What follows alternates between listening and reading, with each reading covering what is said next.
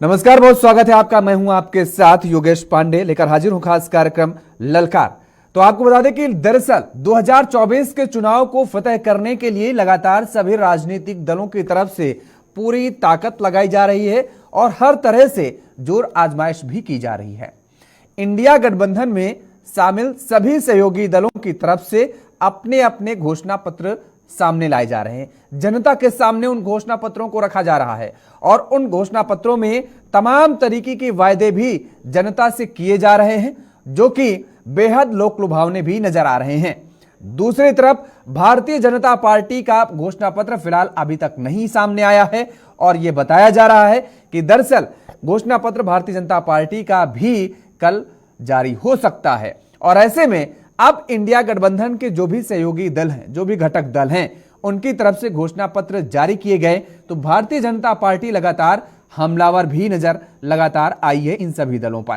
कांग्रेस ने पहले ही घोषणा पत्र जारी कर दिया, आम आदमी पार्टी की तरफ से भी घोषणा पत्र जारी हो गया है, आरजेडी की तरफ से घोषणा पत्र जारी कर दिया गया है आज। और आरजेडी की तरफ से इस घोषणा पत्र में बड़े वायदे किए गए हैं। दरअसल कहा गया है कि 30 लाख जो रिक्त पद केंद्र में खाली पड़े हैं उनको भरा जाएगा, 70 लाख नए पद सृजित किए जाएंगे। कुल मिलाकर इंडिया गठबंधन की सरकार बनती है तो 1 करोड़ नौकरी देने का काम इंडिया गठबंधन की सरकार करेगी। और इतना ही नहीं, और भी तमाम तरीके के वादे किए गए हैं, जिसमें आपको बता दें कि महिलाओं के खाते में 1 लाख रुपए भी देने का वायदा किया गया है। गरीबी मुक्त भारत बनाने की बात कही जा रही है। दूसरी तरफ बिहार को विशेष राज्य का दर्जा दिलाने की बात तेजस्वी यादव ने की है।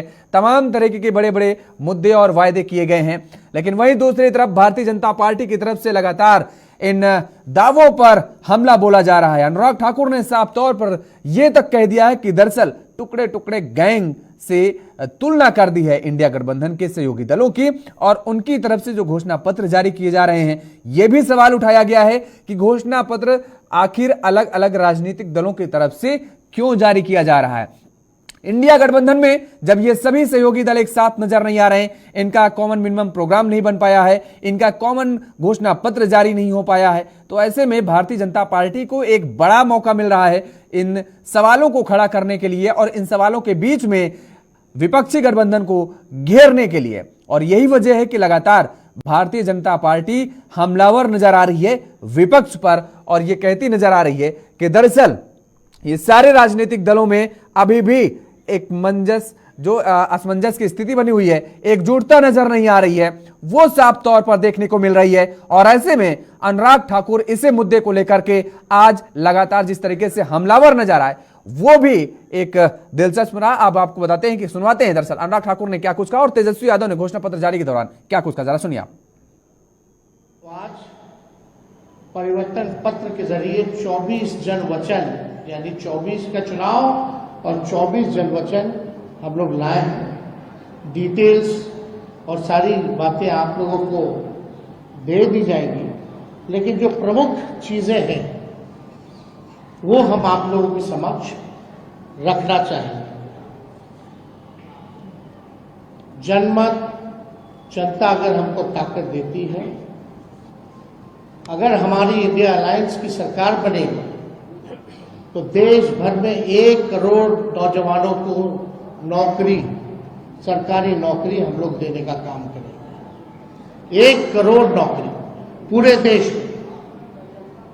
पूरे देश में 30 लाख नौकरियां जो है रिक्त पड़ी है, उसको तो भरेंगे ही भरेंगे, लेकिन 70 लाख नौकरी का जो है पदों का हम लोग सृजन करेंगे। आप लोग जानते हैं नौकरी, बेरोजगारी सबसे बड़ा हम लोगों का दुश्मन है। आज भाजपा के लोग इस पे कोई चर्चा नहीं करते। 2 करोड़ हर साल उन्होंने नौकरी का वादा किया था, लेकिन हम लोग सच्चे लोग हैं, जो कहते हैं वो करके दिखाते हैं। आने वाला जो जिस समय हमारा देश आजाद हुआ था, जिस तारीख को, हम लोगों का प्रण है कि हम लोग 15 अगस्त से बेरोजगारी से आजादी हम लोग लाए। यानी सरकार आएगी तो 15 अगस्त से हम लोग जो है नौकरी की प्रक्रिया शुरू कर देंगे। दूसरा तारीख आप लोग ध्यान से रखिएगा, जो आने वाला रक्षाबंधन है, गरीब परिवार की बहनों को हम लोग प्रत्येक एक वर्ष में 1 लाख रुपए का सहायता हम लोग देने का काम करेंगे। ये तो कैसा गठबंधन है? गठबंधन की रैली होती है तो जो राजनीति में नहीं वो महिला आकर घोषणा कर देती है 6 गारंटी की। उनका काम केवल इतना है, वो कट्टर बेईमान अरविंद केजरीवाल जी की धर्मपत्नी है, किसी पद पर नहीं। लेकिन वो गठबंधन की रैली में अपना गारंटी देकर चले जाती है। ममता बनर्जी जी अपना घोषणा पत्र लेकर आ जाती है। अब लालू प्रसाद यादव जी, तेजस्वी जी अपना घोषणा पत्र लेकर आ जाते हैं। अरे टुकड़ों टुकड़ों में घोषणा पत्र आ रहा है। ये कैसा गठबंधन है? ये तो टुकड़े टुकड़े गैंग का गठबंधन है। ये टुकड़े टुकड़े गैंग है। पहले कांग्रेस में टुकड़े टुकड़े गैंग आई, अब गठबंधन के टुकड़े टुकड़े गैंग में टुकड़े टुकड़े ने गठबंधन बनाया। अब टुकड़ों टुकड़ों में इनका घोषणा पत्र आ रहा है। न इनकी सोच एक है, न इनका नेता एक है, न इनकी नीयत एक है, और नीयत में खोट तो साफ नजर आता ही है। ये टुकड़े टुकड़े गैंग के सदस्य हैं। टुकड़ों टुकड़ों में इनका घोषणा पत्र आ रहा है। भारत के टुकड़े टुकड़ों में सोच इनकी सामने नजर आती है। और मैंने पहले भी पूछा था राहुल गांधी जी से, किस टुकड़े पर आप राज करना चाहते हो, देश को बता देना चाहिए। तो आपने सुनी प्रतिक्रियाएं और आज इसी मुद्दे पर हम चर्चा करेंगे। हमारे साथ कुछ मेहमान जुड़े हुए हैं, आपका तारुफ करा देते हैं। राकेश पोद्दार जी हैं, भारतीय जनता पार्टी के प्रवक्ता हमारे साथ जुड़े हुए हैं। विशाल कुमार यादव जी हैं, कांग्रेस के प्रवक्ता हैं। और प्रमोद सिन्हा जी जुड़े हुए हैं, आरजेडी के प्रवक्ता हैं। सुशील वकील जी हैं, वरिष्ठ पत्रकार हैं। आप सभी मेहमानों का बहुत स्वागत है। राकेश पोद्दार जी, शुरुआत आपसे करते हैं चर्चा की। कहां पर समस्या आ रही है? अगर 15 अगस्त को ये कहा जा रहा है कि हम गरीबी से आजादी दिलाने का काम करेंगे, घोषणा पत्र जो आज इन्होंने किया, ना कोई विजन है ना कोई रीजन है, आउट ऑफ सीजन है उनका घोषणा पत्र। और कांग्रेस का घोषणा पत्र भी मुस्लिम लीग से कहीं ना कहीं मिलता है। मैं स्पष्ट रूप से कहना चाहता हूं कि ये चुनाव बिहार का चुनाव नहीं है, ये चुनाव देश का चुनाव है। देश के चुनाव में सभी लोगों को, जो इंडी गठबंधन के लोग हैं, सकारात्मक राजनीति करते हुए उनको एक घोषणा पत्र लाना चाहिए, जनता के बीच में लेके जाना चाहिए, अपनी बातों को रखना चाहिए। लोकतंत्र है, उनका अधिकार है। लेकिन आप देख सकते हैं कि ममता बनर्जी जो बंगाल में निकालती हैं, झारखंड आई है, झारखंड में हेमंत सोरेन जी अपना घोषणा पत्र लेके आएंगे, बिहार में लालू जी के पुत्र तेजस्वी जी अपना घोषणा पत्र लेके आएंगे, उत्तर प्रदेश में अन्य प्रकार सभी लोग अपना अपना घोषणा पत्र लेके आएंगे। यह स्टेट का चुनाव नहीं है, सेंटर का चुनाव है, केंद्र का चुनाव है, लोकसभा का चुनाव है। उनको एक घोषणा पत्र लाना चाहिए, अपना विजन को रखना चाहिए। तो इसीलिए हमने कहा कि ना कोई विजन है ना कोई रीजन है, आउट ऑफ सीजन है। कुल मिला के सभी मिला के मैं कहता हूं कि जो ये बात कर रहे थे महिलाओं की, महिलाओं के लिए हम लोगों ने 33% आरक्षण योगेश जी हम लोगों ने किया। और हमारी माताएं बहनों के लिए हम 10 करोड़ लोगों को गैस सिलेंडर देने का काम किया और 16 करोड़ शौचालय बनाने का काम किया महिलाओं के लिए। और देश के प्रधानमंत्री ने उस महिलाओं को 1 करोड़ महिलाओं को लखपति दीदी बनाया। और हमारा विजन है कि 2029 तक हम लोग 3 करोड़ महिलाओं को लखपति दीदी बनाने का काम किया। फिर किसान की बात कर रहे हैं और किसान पे हम लोगों ने एमएसपी के हिसाब से 10% एमएसपी रेट दिया गन्ना किसानों को। जो उनका बकाया था वो राशि आप जैसे ही उनका किसान का गन्ना जाता है मिल में पैसा मिल जाता है। और उनका भी 25 रुपए बढ़ाने का काम किया। युवाओं की बात की, हम लोगों ने 3.5 करोड़ लोगों को आत्मनिर्भर करने का काम किया। 1 करोड़ लोगों को सरकारी नौकरी दी, 1 करोड़ को प्राइवेट सेक्टर में नौकरी दी, यानी कुल मिला के 5.5 करोड़ लोगों को, युवाओं को हम लोगों ने नौकरी देने का काम किया। गरीब की बात करते हैं, आज 84 करोड़ लोगों को घर में राशन जाता है, जिसमें 24 करोड़ लोग, नीति आयोग की रिपोर्ट के अनुसार 24 करोड़ लोग गरीबी रेखा से बाहर आए। तो भैया कुल मिला के इनका कोई विजन नहीं है, कोई एजेंडा नहीं है, सिर्फ बढ़ाने फुसलाने वाली बात कर इनका। कांग्रेस का योगेश जी देखिएगा मैनिफेस्टो उनका मुस्लिम लीग से मिलता है। उस पर अगर कभी डिबेट कराना होगा तो अब मैं पूरा बता दूंगा, एक एक पॉइंट पे बता दूंगा कहां मुस्लिम लीग से मिलता है। चलिए अभी मैं विशाल जी से कमेंट लूंगा, तो उसके बाद फिर आप बताइएगा। एक एक कमेंट ले लेता हूं पहले। प्रमोद जी, आप जो बात देने के लिए कह रहे हैं, भारतीय जनता पार्टी कह रही है कि हमने तो सब कर रखा है ऑलरेडी। महिलाओं के सशक्तिकरण को लेकर के उन्होंने कहा कि हमने 33% आरक्षण दे रखा है। लखपति दीदी ऑलरेडी वो बना ही रहे हैं और 1 करोड़ लखपति दीदी बना चुके हैं। 3 करोड़ का लक्ष्य है, आगे लगातार काम कर रहे हैं। किसानों के लिए काम कर चुके, सारे काम तो कर चुके बीजेपी। फिर आप क्या मैनिफेस्टो क्या जारी कर रहे हैं? देखिए, बीजेपी के प्रवक्ता जो बोल रहे हैं, हाँ। तो हम लोग तो जुमलेबाजी नहीं करते हैं। अपने ही किए फायदे पर ये लोग कह देते हैं कि वो तो जुमला था। 2 करोड़ रोजगार देने की बात कह करके ये लोग आए थे, बाद में कह दिए जुमला था। पकौड़ा तलने को भी ये लोग रोजगार की कहते हैं कि पकौड़ा तलना भी रोजगार है। और अभी जो ये गिना रहे थे, तो आज 45 वर्षों में बेरोजगारी दर सबसे उच्च स्तर पर है। इस पर ये लोग क्यों नहीं बोल रहे हैं? आईएलओ का जो रिपोर्ट आया है, अंतर्राष्ट्रीय श्रम संगठन का, उसमें कहा गया है कि ग्रामीण क्षेत्र में 83% जो है युवा बेरोजगार है। पढ़े लिखे 65% युवा बेरोजगार हैं। और ये लोग कह रहे हैं कि हमने इतना रोजगार दे दिया, इतना रोजगार दे दिया। सिर्फ कह देने से हो जाएगा कि रोजगार दे दिए हैं? सिर्फ आंकड़े गिना देने से होगी कि जो वस्तु स्थिति देश के सामने आज जो है, जब 46 वर्षों में बेरोजगारी दर इतनी हाई है, अभी जो ज्वलंत मुद्दा है, ज्वलंत मुद्दा ही है बेरोजगारी देश के समझ। इसके अलावा जो ज्वलंत मुद्दा है, गरीबी है, भुखमरी है, अशिक्षा है। आप देखिए, हंगर इंडेक्स में हम 111वें नंबर पर हैं। मानव विकास सूचकांक में 134वें नंबर पर हैं। तो भाजपा के प्रवक्ता जो 10 वर्षों से केंद्र में इनकी सरकार है, अगर ये दे दिए रहते तो आज तो ये स्थिति नहीं होती।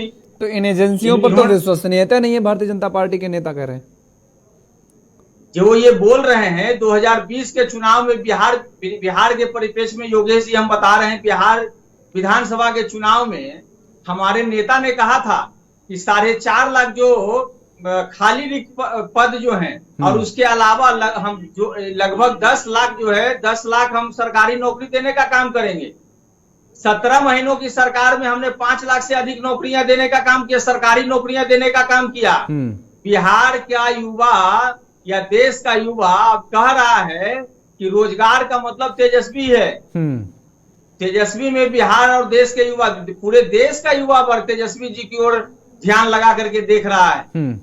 और आज जो इन्होंने 30 लाख, अगर ये लोग नौकरी दे दिए रहते तो रिक्त पद 30 लाख क्यों है, ये बताने का काम करे ना कि 10 वर्षों में अभी तक 30 लाख से अधिक रिक्त पद क्यों है। और हमारे नेता ने जो घोषणा किया है कि रिक्त पद के अलावा हम सृजन करेंगे, नौकरी के नए अवसर को लाएंगे, रोजगार के नए अवसर को लाएंगे।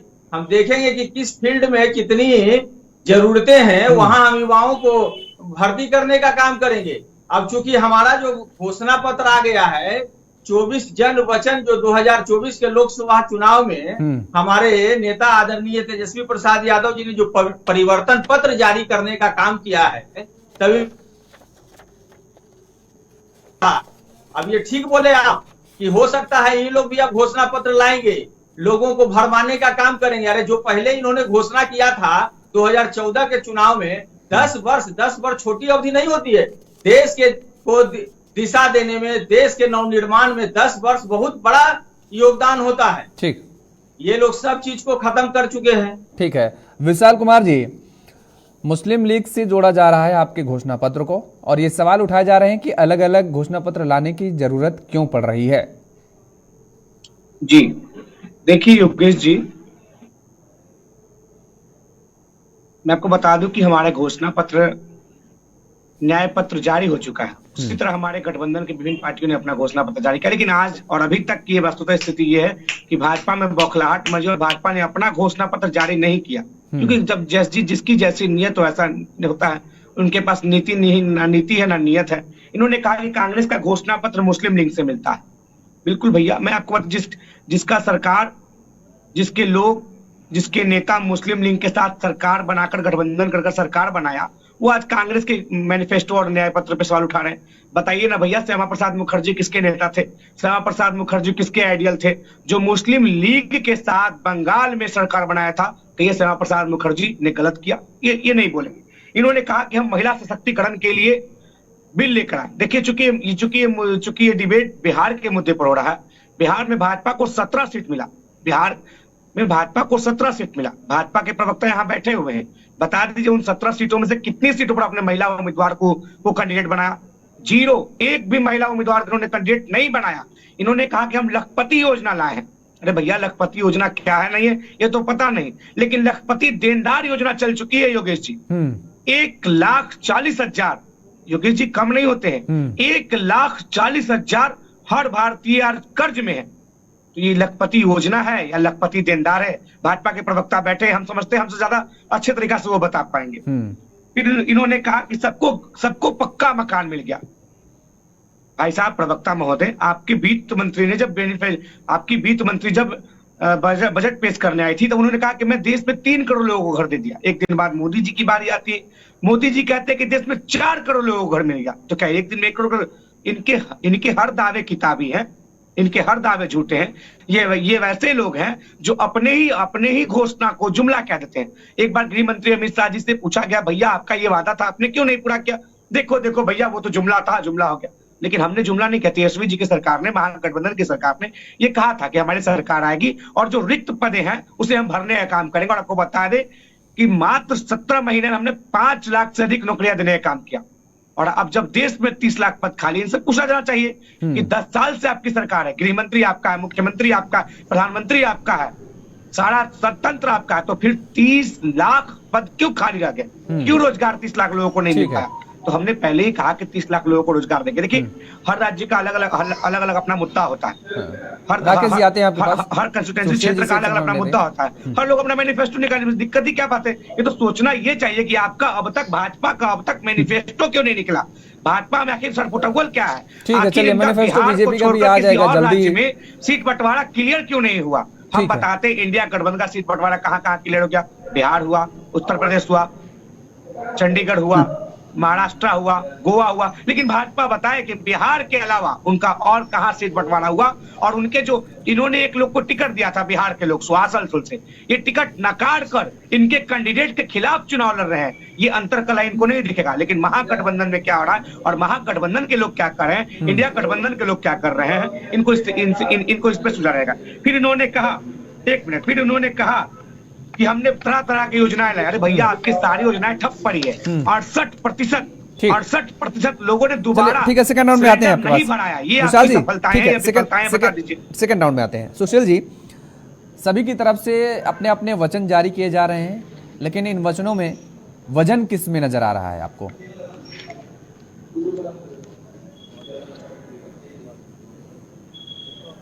ये जो मुद्दे इनके उछाल रहे हैं, अब देख लीजिए, आज जो इन्होंने परिवर्तन पत्र में कहा 1 करोड़ नौकरियां देंगे, कहाँ से नौकरी देंगे? अब देखते ये तो पहले वो जो दूर के दौर सुहावने हो गए और ये सोच रहे हैं कि बाद में इनकी हुकूमत आएगी तो फिर 1 करोड़ नौकरियां क्रिएट करेंगे। अब इंडिया को छोड़ दिए, बात को छोड़ दिए, बिहार की बात विशाल जाते हैं, एक सेकंड। तेजस्वी जी के घर से 2 मुख्यमंत्री बने आज तक, उन्होंने बिहार के लिए क्या किया आज तक? जो सारे देश का ख्वाब देखे, बिहार की बात करें, बिहार में कौन सा परिवर्तन कर दिया और अब तो ये निकले देश को परिवर्तन करने के लिए। इसकी स्थिति आपको पता है। अभी बीजेपी वाले कह रहे हैं ये पार्टी है, उस पर तो इन्होंने खुद ही प्रूव कर दिया। जो उनके राष्ट्रीय नेता है राहुल गांधी जी, जहाँ भी जाते हैं वो तो वही एक ही बात करते हैं, हिंदुस्तान के खिलाफ बोल रहे हैं, बाकी चीज को ये बढ़ावा दे रहे हैं। ये तो इनका जो पॉलिटिक्स है वो तो सबके सामने है। अब देखिए बीजेपी का जो ये कह रहे हैं कि बीजेपी ने अभी तक अपना घोषणा पत्र क्यों नहीं यहाँ जारी किया? बीजेपी जो भी चीज करती है बड़े कैलकुलेटरली करती है, बड़े हिसाब से कर रही है। वो इनकी तरह भी उछल जाती है, बाजी भी करती है। तो ये समय उनको लगेगा बीजेपी भी अपना घोषणा पत्र करेगी। अब ये जो बड़े बड़े दावे कर रहे हैं कि हमने लीड करेंगे 1 लाख रुपया रक्षा बंधन पे, बिहार का स्पेशल सर्जन देंगे, 60,000 करोड़ का पैकेज देंगे, अग्निवीर स्कीम खत्म करेंगे। ये तो सारी वो चुनावी शोषा है, हवा में बातें कर रहे हैं। इतना आसान नहीं होगा। फिर अगर इतना आसान होता है फिर बीजेपी सरकार ये चीजें नहीं करती। एमएसपी वगैरह के सरकार को पहले देखना, सरकार का देखना होता है। ठीक है, उस हिसाब से उनको वो कैलकुलेशन करने होते हैं। बाकी इस तरह को लग रहा है बिहार में आरजेडी की स्थिति बड़ी ठीक नहीं है, न कांग्रेस का वहाँ कोई पैर हो जाएगा। अब देख लीजिए, ये हंसे की बात है, जो बातें या नौकरी की बात कर रहे हैं कि 15 अगस्त तक अपना सारा बेरोजगारी का खात्मा हो जाएगा, और उनसे कौन कहेगा जो खुद कोर्ट उनके धक्के खाते हैं। अगर 1000 करोड़ जॉब्स उनको दिए जाएंगे, आधा हिंदुस्तान का जमीन कहा जाएगा, ये सबके सामने, आपके दर्शन के सामने भी है। जहाँ रेलवे में क्या हुआ, एक जॉब के लिए अपने घर तक भेजने पड़े, हिसाब से 1 करोड़ हंसे वाली बात। लेकिन सवाल तो यहाँ पर ये भी है ना सर, जब बिहार में विधानसभा चुनाव हुए थे, जब तेजस्वी यादव ने कहा कि हम इतनी नौकरियां देंगे, तो भारतीय जनता पार्टी ने पहले सवाल यही पूछा था कि इतनी नौकरियां कहां से आप ला करके देंगे भाई, कहां से सृजन करेंगे आप। और उसके बाद क्या हुआ, उसके बाद हुआ क्या, देखा तो हमने ये कि भारतीय जनता पार्टी ने उनसे भी बढ़कर के 4 कदम आगे निकल गए, उन्होंने उनसे भी बढ़कर के बता दिया कि हम रोजगार देंगे। तो जब वो सवाल पूछ रहे थे कि कहां से देंगे, तो उन्होंने उनसे बढ़कर के आज जस्ट डबल नौकरी, थोड़ा बहुत कम नहीं, 2 नौकरी देने का वादा कर दिया। वो कहां से सृजन करेंगे, फिर ये वादे कहां से कर दिए गए। योगी जी देख लीजिए, ये जो बात कर रहे हैं ये कर रहे हैं सरकार की बात, लेकिन जो पिछले 10 साल से इंडिया में डेवलपमेंट हो गई, आप देख लीजिए इंडिया में कितने मॉल बन रहे हैं, कितने टाउन बन रहे हैं, कितने हाईवे बन रहे हैं, कितने प्रोजेक्ट बन रहे हैं, कितने नए एयरपोर्ट बन रहे हैं, इसमें लाखों करोड़ों लोगों को रोजगार मिला। लेकिन विपक्ष जो है वो एक ही बात कर रहे हैं, सरकारी जॉब को लेकर। सरकार के पास नहीं जॉब देगी, करोड़ 2 करोड़ 3 करोड़ 4 करोड़ लोगों को एक ही बार जॉब दे देगी। जो प्राइवेट सेक्टर है, मोदी जी के सरकार में इसे देखा गया, कोई बीजेपी का प्रवक्ता नहीं है, लेकिन देखने में दिखा जाता है सीधे कि इरादे कितने डेवलपमेंट के, कितने करोड़ लाखों प्रोजेक्ट बन रहे हैं, लाखों प्रोजेक्ट में कितने लोगों को कितना एम्प्लॉयमेंट मिल रहा है। आप देखिए भरा माहौल मिल रहा है, कम से कम 500-600 एक ही माहौल में एडमिट होता है।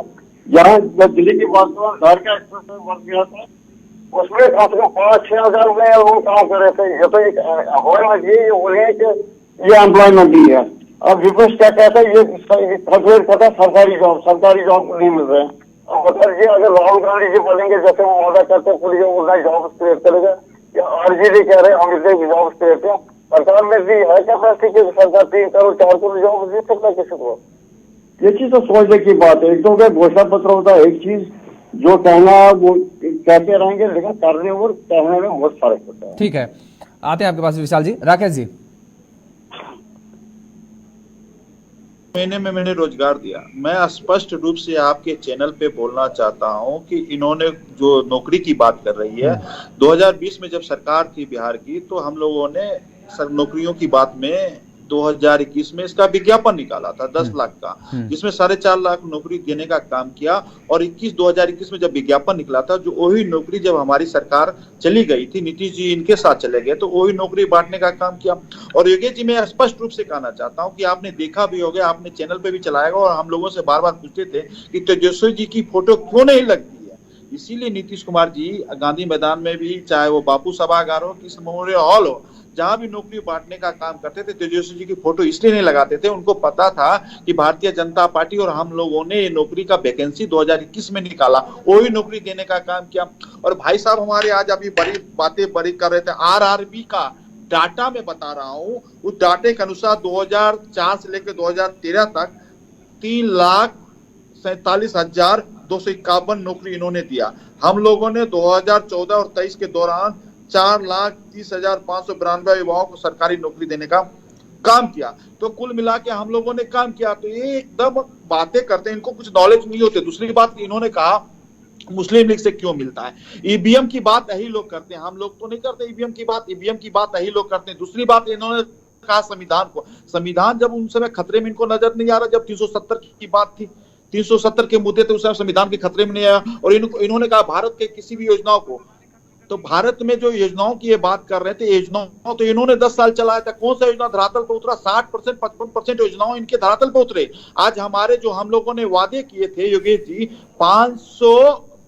2014 में 525 वादे को लाए थे, जिसमें आप भी चेक करवा सकते हैं कि हम लोगों ने 99% वादे 19 में पूरा किया। 2019 में जो वादे को हम लोगों ने लाया था, उस वादे को हम लोगों ने अभी 95% वादे को पूरा किया। चाहे वो राम मंदिर का मुद्दा हो, चाहे 370 का मुद्दा हो, फिर इन्होंने कहा संसद में दोनों सदनों में हम लोगों ने काम करेंगे। हम पूछना चाहते हैं कि राहुल गांधी जी, आपने सकारात्मक राजनीति देश में कितना किया? देश की जनता ने आपको 10 साल विपक्ष में बैठाने का मौका दिया, कितने दिन आप संसद भवन में रहे, कितने दिन उपस्थित रहे, उस बात को इनको ज्ञान नहीं होगा कांग्रेस के प्रवक्ताओं ने।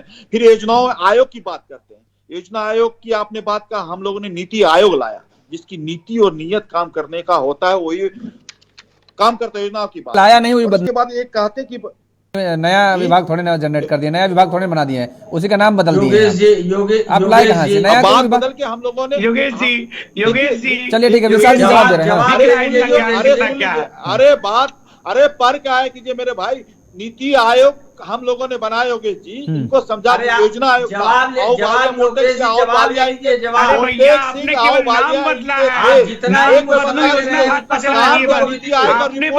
बेरोजगारी कम हुई, महंगाई दर कम हुई, नाम के अलावा नहीं, काम बता रहा हूँ मेरे भाई, नाम बदल के हम लोगों ने काम किया, कोई काम नहीं हुआ है। अरे नीति आयोग का रिपोर्ट की महंगाई दर घटा है, अरे भैया महंगाई दर घटा मेरे भाई, महंगाई दर घटा है, बेरोजगारी दूर हुई है, पर क्या है केवल नाम बदला गया, नाम बदलो परियोजना। अरे भैया, नाम बदलो परियोजना, इंदिरा आवास, प्रधानमंत्री आवास योजना, योजना आयोग, नीति आयोग, केवल नाम बदलने का प्रक्रिया। भाजपा नाम बदलो योजना। योगेश जी के चैनल पे ये बताइए, योगेश जी के चैनल पे बताइए कि 2014 में डाटा कितना था महंगाई का? नीति आयोग हम लोगों ने बनाया, योजना आयोग आपका था, आप ही अपने आयोग से बताइए कि महंगाई दर कितना था। 14% पे महंगाई दर छोड़ के गए, आज महंगाई दर नीति आयोग का रिपोर्ट के अनुसार उनके कहां से रिपोर्ट लाते हैं भैया? 14% कहां से 14% का महंगाई दर का रिपोर्ट लाते हैं? पर छोड़ के गए 2000। अरे हम रिपोर्ट बता रहे, नीति आयोग को रिपोर्ट। योगेश जी थोड़ा हम लोग को भी समझ दीजिए। नहीं बिल्कुल, विशाल जी आपके सहयोगी विशाल जी को मैं स्क्रीन पे ले अभी रखा तो हूँ। नीति आयोग को भाजपा को उपलब्धि बता रहे थे, जब पकड़े गए आपके पास जाता हूँ। कांग्रेस का आयोग है। अभी तो नीति आयोग को भाजपा, अभी तो नीति आयोग को कांग्रेस, अभी तो नीति आयोग को भाजपा का उपलब्धि बता रहे थे, जब पकड़े गए तो कह के नहीं भैया कांग्रेस का आयोग है। अरे भैया पढ़ लिख कर आया कीजिए, अरे पढ़ लिख कर आया कीजिए, अनपढ़ से अच्छा कूपर रहिए, लेकिन पढ़ लिख कर आया कीजिए। नहीं ठीक है, जब बात रखिए प्रमोद जी।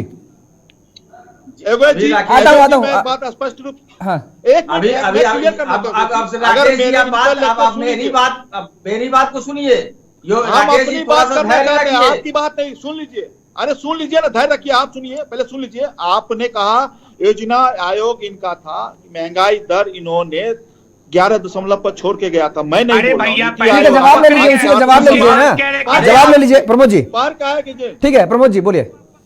राकेश जी अभी बता रहे थे कि जो चुनाव 2020 में जो हम लोगों ने वायदा किया था रोजगार नौकरी देने का, और ये कह रहे हैं कि 2021 में ही उसको अथी कर दिया गया था, नोटिफिकेशन में लाया गया था। 9 अगस्त 2022 को महागठबंधन की सरकार बनी और 15 अगस्त को गांधी मैदान में माननीय मुख्यमंत्री बोलते हैं कि तेजस्वी जी ने जो कहा है वो 10 लाख हम नौकरी देंगे और उसके अलावा हम रोजगार भी देंगे 10 लाख। उसके बाद ये नोटिफिकेशन आता है। ये लोग जानकारी को जो है ना, आंकड़ा की बाजीगरी में ही लोग माहिर हैं, कुछ भी बोल दे चैनल पे आकर के लोग मान ले। आप बताइए कि जो नौकरी आप लोगों ने कहा नौकरी देने का काम किया। आप कह रहे हैं 1 करोड़ नौकरी दिए, 5 साल में आप चले जाइए और 5 साल में आप 2021 का वैकेंसी निकालिए। जब उन्होंने एग्जाम दिया था, बच्चों ने एग्जाम दिया था, जिसको नौकरी बांटने का नीतीश कुमार जी ने किया था। अरे उसके बाद हम 5.5 लाख नौकरी, 4.5 लाख नौकरी। अभी हमारी सरकार आई तो 5.5 लाख नौकरी निकालने का काम किया। पता डाटा रखा कीजिए, ऐसे बोला मत कीजिए। आपने अरे ऐसे मत बोला कि हम बोलते हैं, आंकड़े बोलते हैं। हम लोग आपके जैसे नहीं कर पा, आप विद्यालय 20 करोड़ की जगह आते हैं। हम योजनाओं को बता रहे हैं कि 2021 में वैकेंसी निकली थी। झूठ परोसने की बात करते हैं आप लोग। डाटा जो है बढ़िया। अरे झूठ परोसने की बात कर रहे हैं ना, जनता सब जानती है भैया। अरे भाई सब बिहार जानती है, जनता सब जानती है। बिहार के बता देगी 4 जून को रिजल्ट आएगा, जनता आपको बता दी। आंकड़ों पे बात करा। डबल इंजन की सरकार है, बिहार को विशेष राज्य की दर्जा दिलवा दिए। अरे माननीय मुख्यमंत्री जी, प्रधानमंत्री जी से हाथ जोड़ करके अनुनय भी नहीं करते रह गए। पटना यूनिवर्सिटी को केंद्रीय विद्यालय का दर्जा दे दीजिए, वो तो आपसे हुआ ही नहीं। चलिए विशाल जी, स्मार्ट सिटी पटना को स्मार्ट सिटी बना योगेश जी। तो स्मार्ट सिटी बना ठीक है, ठीक है। प्रमोद जी, आपके सहयोगी विशाल जी भी कुछ कहना चाह रहे हैं, एक एक सुन लीजिए। गांव को बोल प्रमोद दिए भाई, थे, प्रमोद बोल भाई। रही है या चल फिर रहे हैं, इसकी भी बात कर लीजिए ना। ठीक है विशाल जी।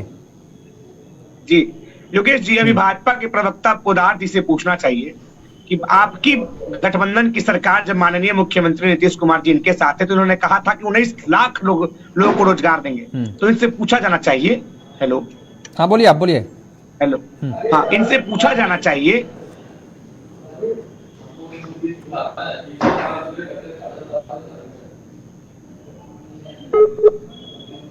मुख्यमंत्री बने विजय सिन्हा और सम्राट चौधरी। तो बताइए आपके दोनों मुख्यमंत्री मिलाकर 4 उप मुख्यमंत्री ने कितने लोगों को रोजगार दे पाए इस सरकार इस कार्यकाल में, ये नहीं बताएंगे। इनके पास कोई डाटा ही नहीं।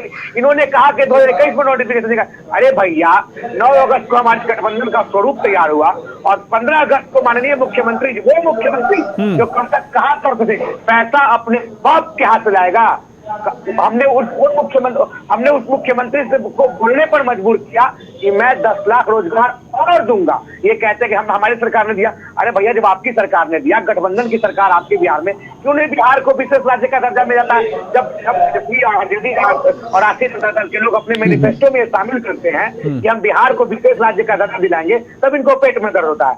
माननीय मुख्यमंत्री जी प्रधानमंत्री के सामने हाथ जोड़ी तक कर दिए कि भैया पटना विश्वविद्यालय को केंद्रीय विश्वविद्यालय का दर्जा दे दो। तो बताइए आज आपकी जो सरकार है बिहार में भी और केंद्र में भी, तो पटना विश्वविद्यालय को केंद्रीय विश्वविद्यालय का दर्जा क्यों नहीं मिला, ये बताने का भाजपा एक्सपर्ट के प्रवक्ता काम करें। अगर आपने बिहार में काम किया तो क्यों नहीं पूर्णिया का एयरपोर्ट बन गया? अगर आपने बिहार में काम किया तो क्यों नहीं मुजफ्फरपुर का चीनी मिल बन गया? अगर आप बिहार में काम किए तो 2-4 दिन पहले ही मढ़ौरा में 2-4 दिन पहले ही माननीय प्रधानमंत्री नरेंद्र मोदी जी आए थे नवादा में, तो नवादा का चीनी मिल क्यों बंद पड़ गया? अगर आपने काम किया तो जमुई में क्यों नहीं विकास पहुंचा? अगर आपने काम किया तो औरंगाबाद में गृह मंत्री जी आए, औरंगाबाद में काम क्यों नहीं हुआ? अगर आपने काम किया तो 16 तारीख को पूर्णिया मोदी जी आ रहे, बताए मोदी जी, जिसमें आपके डिबेट के माध्यम से खुला चुनौती देता हूं कि बताए पूर्णिया में मोदी जी ने एयरपोर्ट कब बनेगा पूर्णिया का, पूर्णिया को इंडस्ट्रियल हब कब बनाया जाएगा? ये सब मोदी जी का बयान है 2019 के चुनाव में, अभी तक पूरा नहीं किया गया। ये लोग केवल झूठ बोलो, दिन भर बोलो, ज्यादा बोलो, झूठ बोलो, लोग केवल झूठ बोलने का काम करते। तो झूठ तो इनकी पकड़ी गई। जब झूठ पकड़ी गई तो कहा नहीं भैया नीति आयोग कांग्रेस का आयोग था, पहले ये कर दे भैया हमने नीति आयोग लाया।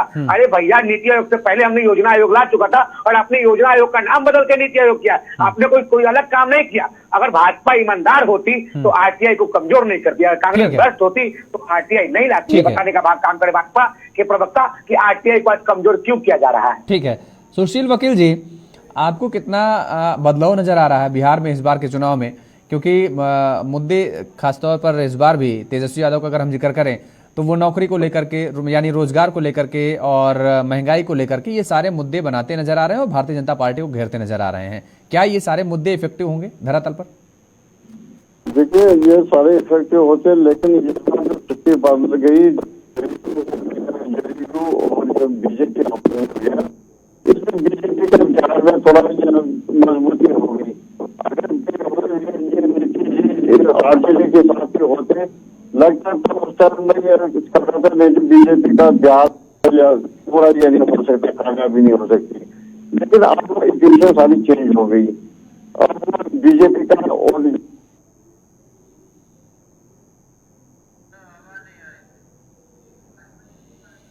सर चलिए, आपके टेक्निकल इशू है, आपकी आवाज़ नहीं क्लियर हो पा रही है, आप ठीक करवाते हैं, उसके बाद आपके पास आते हैं सर दोबारा।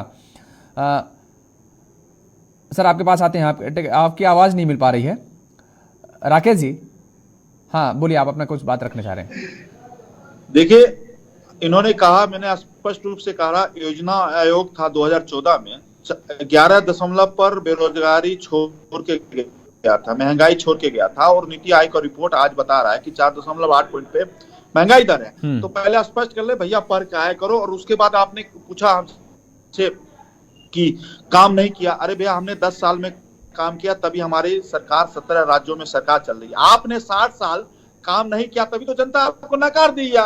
आज घूम रहे हैं आप रोड और सड़क पे, तो कहीं ना कहीं तो ऐसे में तो फिर आप जो आरोप लगाते रहते हैं कि 70 साल शासन किया कांग्रेस ने, तो काम किया होगा 70 साल, तभी तो 70 साल कांग्रेस सत्ता पे रही। क्या काम किया मैं बता देता हूँ योगेश जी। नहीं, 70 साल मैं ये इन्होंने आप क्या कह रहे हैं, किया आपके देश मुताबिक को। मैं कह रहा हूँ ना, ये क्योंकि आपने कहा कि 10 साल अगर हमने काम किया तभी तो सत्ता पे रही है। बता रहा हूँ 70 साल 60 साल में इन्होंने काम किया। मैं 2 मिनट में खत्म 1 मिनट में खत्म कर दूंगा, 70 साल का कार्यकाल बता दूंगा। 70 साल जनता का जनादेश को दुरुपयोग करते उन्होंने भ्रष्टाचार किया, जनता का जनादेश को दुरुपयोग करते देश के अंदर तुष्टीकरण की, जनता का जनादेश का दुरुपयोग करते हुए इन्होंने परिवार अपने कुनबे को बढ़ाने का काम किया। तो कुल मिला के इन्होंने 60 साल में यही किया। और जातिवाद की, आज भी जातिवाद का ये नारा दे रहे हैं, अपने घोषणा पत्र में ला रहे हैं। योगेश जी आप भी पढ़े लिखे लोग हैं, एक बताइए कि देश के अंदर जातिवाद होगी क्या देश का विकास होगा? आज ये अपने घोषणा पत्र में दोनों ही कर रहे हैं, कांग्रेस भी कर रही है, राष्ट्रीय जनता दल भी कर रही है, और इनके सारे गठबंधन के लोग कर रहे हैं। तो ये पूरी कुनमा जो है तुष्टीकरण वाली राजनीति कर रहे हैं, देश के अंदर जातिवाद की बात कर रहे हैं। आज भी कर रहे हैं। जो कांग्रेस ने बनाया उसको तो आपने बेच दिया।